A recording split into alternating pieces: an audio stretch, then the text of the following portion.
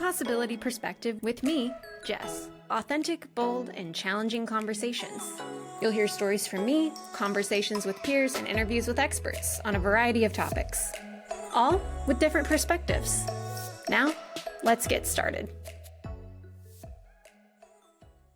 Welcome, everyone, to another episode of The Possibility Perspective. Today, I get to talk with Nicole, and she's an emotions, mind, and energy integration practitioner.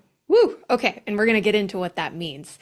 And she helps moms heal in ways that naturally ripple into their children, that creates profound and lasting transformation. And so if you're a mom out there, or a soon-to-be mom, or a teacher, or anyone out there that is working with children, this episode is for you. So welcome, Nicole, to the show. I'm excited for this conversation. Thank you for having me, Jessica. And I'm excited for this conversation as well. Thank you for having me. Yeah, I want to dive right into a couple things that really struck me. So just a little background information for those of you watching and listening. I've been a little bit of an internet stalker these days and seeing people in groups. And I saw Nicole post something on Facebook, and it was just the way she worded it and the energy that came from the post just really struck me. And then I commented, and then, we just kind of had a little mini discussion, and here we are on this show. Mm-hmm.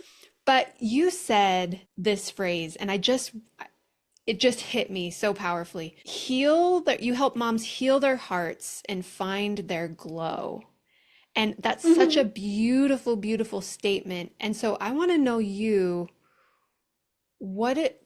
from you, what does glow mean to you? Glow to me means empowerment, authenticity, being fully yourself, honoring yourself, staying true to who you are. And so have you had to go through your own journey of finding that glow in order to define it in that way? Oh, for sure. 100%. Absolutely. Tell me about that, because I want to know, clearly, you come to this work with this powerful intention and mission. And tell me a little bit about the journey that got you to this place. And I'm going to back up and say, we're talking about what you've seen in children and then what you've created for moms. How did all of this come about for you? Take us back into this journey to why, and how was this all created? It does go back to my own experiences as a child in school, where I didn't feel like I fit in school. I always felt like the different one, the outsider.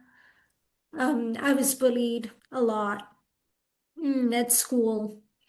Yeah, I just felt like I didn't belong.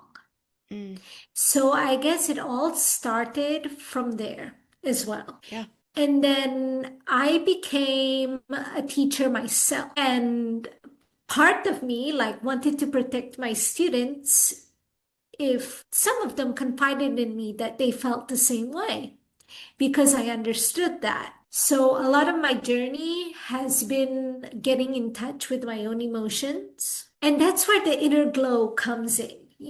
I realized that maybe I felt different as a child because I'm meant to shine my light. I'm meant to be different in this world. Yeah.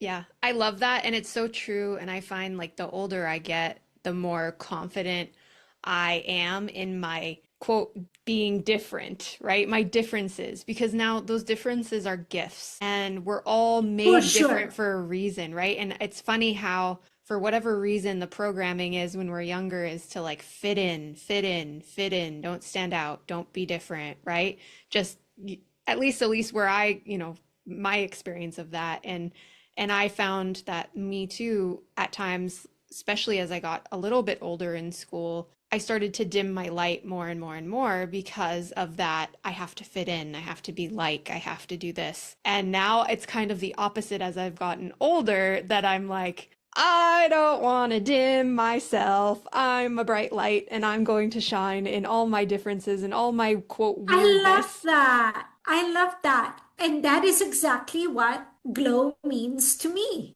And that's exactly like what you just said. It's precisely why I want to help people find their own inner glow. It's so beautiful. It's so beautiful. Thank you for doing it because it's needed. And so when we bring this to, moms and kids, you're a teacher, you're witnessing things, right? So you've got your own lived experience, then you're a teacher and you're sitting in classrooms Mm, and you're witnessing things. And you said, you described it as seeing children carry emotions that feel too big for them, right? And correct. what does that mean and what's that experience made you realize in now the work that you do? I think when you were talking like about the big emotions that when you were just mentioning, those big emotions like overwhelm, lack of self-esteem, them feeling like they don't belong. Hmm. What age of kids are you working with when you see this or ish? What age range? A wide variety of ages, but mostly I worked with kids, I would say 6 to 12-ish, Hmm. around that age range. So primary school aged kids, I Yeah. would say. And so, what's your advice for, parents, moms in particular, that might be seeing this themselves? Because I feel like I'm not speaking from a parent perspective. I'm not one, and I'm not a teacher. So, this is why it's very interesting to me to get you on the show because I want to be able to Mhm. serve people in this arena. So, if there's moms out there that are maybe witnessing some of this, they're like, oh man, my kid is struggling with X, or boy, are they having some tantrums, or are they like seem to be struggling, or the teacher came to me and said they're really struggling with this and that. I'm gonna guess that there's some like fear and maybe guilt that moms might carry around, my kid, what do I do? I don't know how to help. What's your advice for that? Like, first of all, from an emotional standpoint for the mom, like how do you regulate yourself to then help your kid? That's a very interesting question. And it's all a journey, as you keep unfolding. It takes going into deeper layers of yourself. It takes being aware of your own emotions. Number one step, just checking in with yourself. How am I feeling? Take a moment to just pause and just breathe. How am I feeling? Where do I feel it in my body? Does my body feel heavy? Does my body feel tight? Also, on the contrary, how does it feel when I'm all joyful and grateful and empowered? Because it's strange, saying this, but so many people are not aware of this. They're not aware of how to connect to themselves because a lot of people just live on autopilot. Hmm. And so, would it be a stretch to say, or maybe, based in kind of what you've noticed, is that emotions that we carry, let's say as adults, then are mirrored, reflected, and, absorbed in the children that are around us? For sure, because it's all energy. I heard this saying before that said something like children are barometers for authenticity. So children can sense when you're being authentic and true to yourself and when you're not.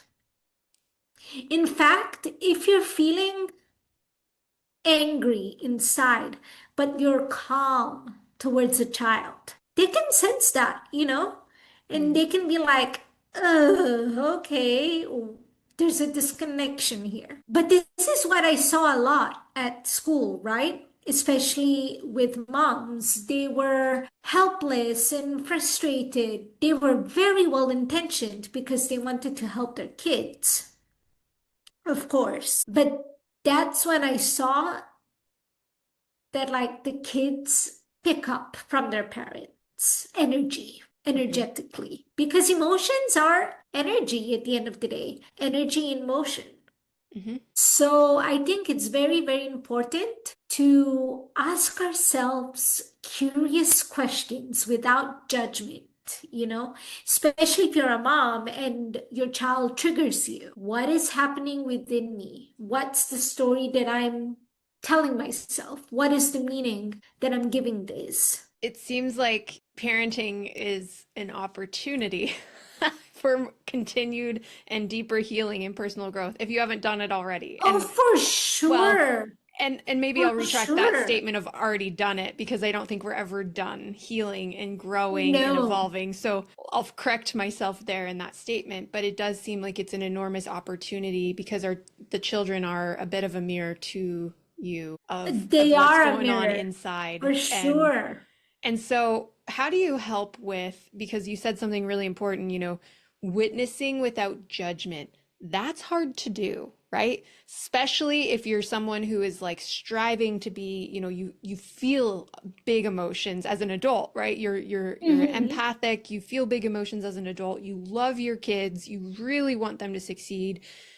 How and then all of a sudden, I could see this because I'm this type of person where you witness something and you immediately go into judgment about it because you're like, I don't want to feel that. I don't want to be that. I don't want to put that on my kids. And then, the blame game and the shame game and all those things. So how do you have Right. any advice for witnessing without judgment? Curiosity, making it like you're solving a puzzle piece. Okay. And it takes practice, But if you meet yourself with curiosity rather than judgment, you're going to start to look at it like in a more exciting way, like, oh, that's why I react that way. Interesting.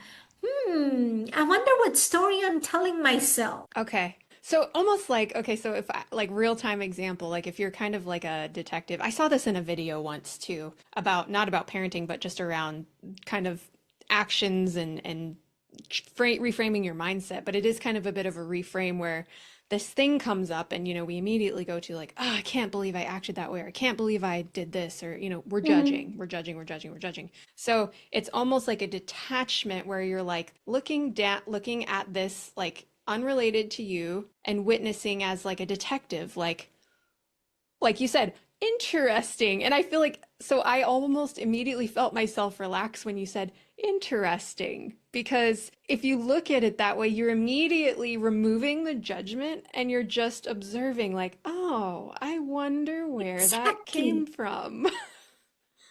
Exactly. I love how you picked up on that. I fully agree. Yes, exactly.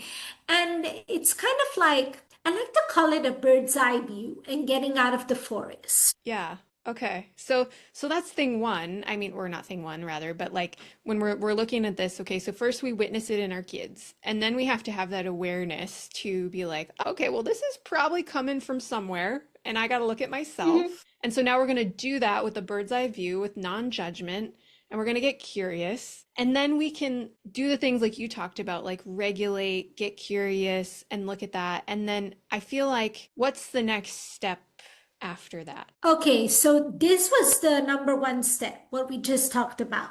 The second step, which I also teach you in my program, is what I like to call pattern interrupts. And this is personal for everyone to figure out what works for them.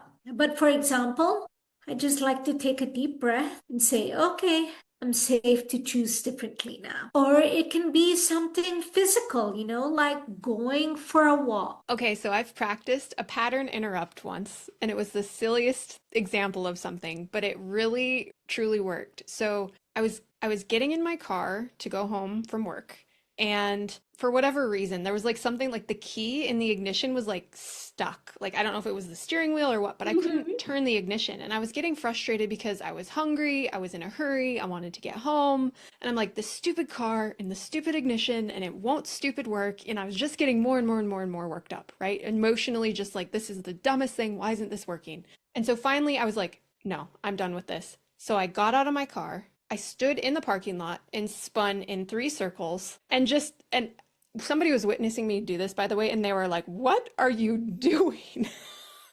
But I spun in the 3 circles. I took a deep breath. I got back in my car and it started. No problem. And then I like That's yelled out the window. amazing. I yelled out the window to the person that was like, "What is wrong with you?" I was like, "I just had to shift because my car wouldn't start." But that's an example of I a love silly that. pattern interrupt, right? Another silly or fun one, pattern interrupt that you can also use, like for example, Let's say someone says something that you don't like, okay? Or maybe you're even talking to yourself in not a nice way in your head. Another one that I like to use is actually turning that voice into like a cartoon character. So you detach from it. Okay. And that's another silly and fun one. I've heard of that before where it's almost like you give this like the inner dialogue like a name and then you're just like, "Shut up, Brenda. I'm not here. I'm Mhm. not listening to you."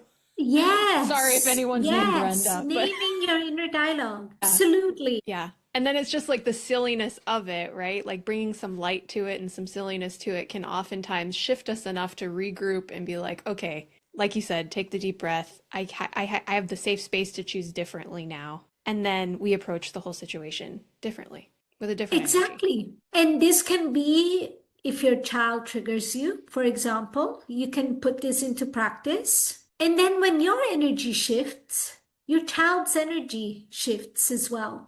And when you learn to be more present with yourself, you learn to create that safe, present space for your child as well. So Yeah. they feel more seen, they feel more understood. Yeah, absolutely. And you know the ripple effect that we talk about in all of this is, you know, over time the more we do this, the more we practice this, it heals, you know, it's healing it seems like in the moment, like in that actual moment, it does something, it shifts something, but the long-term transformation of that you know, talk about that. Talk about your vision or what you see as the long-term transformation when you practice these things moment to moment. That's very simple and very easy. Increased connection with your child, increased connection with yourself, more confidence, more empowerment. But in your own self too, you know, you transform yourself first because this is not a parenting program that I'm offering. I'm offering a transformation program where you transform yourself first, which then has a ripple effect on your kids. Hmm. And you will find yourself more connected to your own emotions, finding an increased sense of calm, being true to yourself, which goes back to what we were talking about earlier, finding your inner glow. Yeah. What would you say to the moms that, you know, because I imagine this may come up too, right? So there's probably a mom listening to this that's like, that sounds all well and good, but I don't have time to do this or invest in a program because I'm a busy mom and I'm working and I've got my kids and I got the lunches and I got the thing. Or, you know, or they feel guilty about taking time and money to invest in this type of support. What advice would you have for those people? That you are investing in yourself, the most important person in your child's life. That would be the biggest thing that I would have to say. And that applying these things, even if you're busy, you know, applying these things can only take even 5 minutes a day, you know. Yeah, But it does take consistency and repetition, and you do have to be ready for this. And as I said, you're investing in the most important person in your child's life. absolutely. In my opinion, in case anyone's curious about my opinion, anything personal development and personal growth related, you know, education, growth, any of those things are the best investment, health and well-being, all of it. It's Oh, the for best sure. investment you can ever make because you cannot be the best version of yourself and be out in the world and doing the service of whatever it is you want to do unless you're good, you're whole, you're clear, you're, you know, you're calm, you're confident, you're empowered. You Hmm. show up better in your relationships, you show up better in your job, you show up better in your Correct. parenting, you show better and that is also a ripple effect because then we're impacting every single other person we're around. And so I'm with you 100% that, you know, if this is something that you've noticed in yourself or in your child, it's worth exploring. It's worth exploring having a support system to work through it too, because I also know from personal experience, anytime I've tried to do anything on my own, I only get so far with it.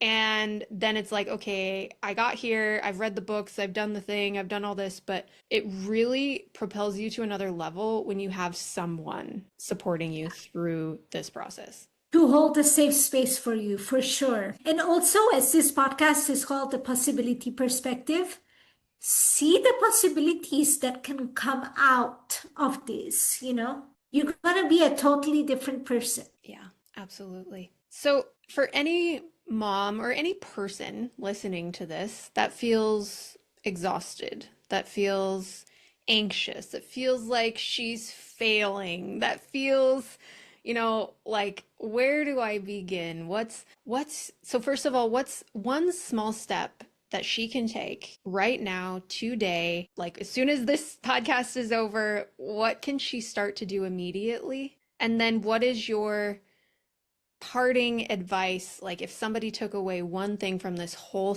show, what would that be? Well, actually, I've just made a free guide on this. Okay. And I would definitely say do emotional check ins on yourself. Start with that. Start building awareness.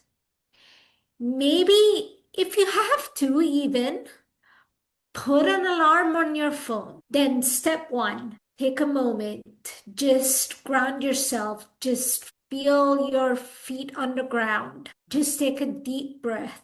Then, number two, name that feeling. How am I feeling? Am I feeling happy? Am I feeling anxious? Am I feeling afraid? Am I feeling fearful? Maybe what you can do is also write down a list of emotions that you do want to feel and a list of emotions that you don't want to feel.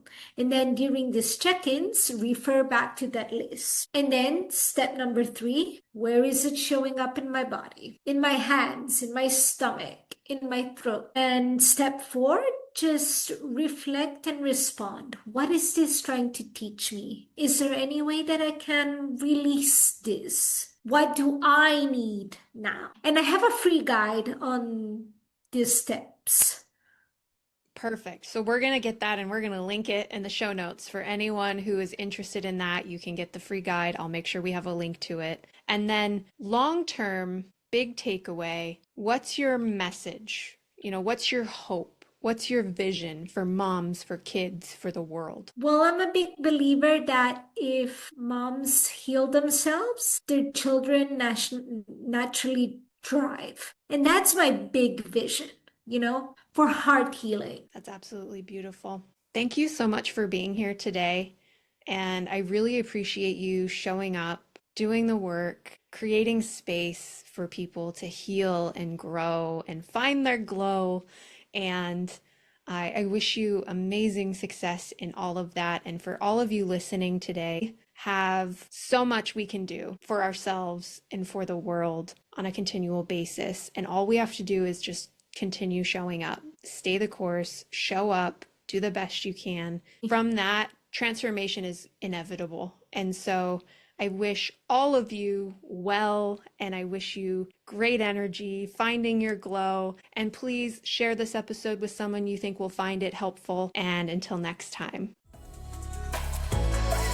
Thanks for listening to The Possibility Perspective on Transformation Talk Radio. For more information about the show, you can subscribe to the podcast. Visit thepossibilityperspective.com.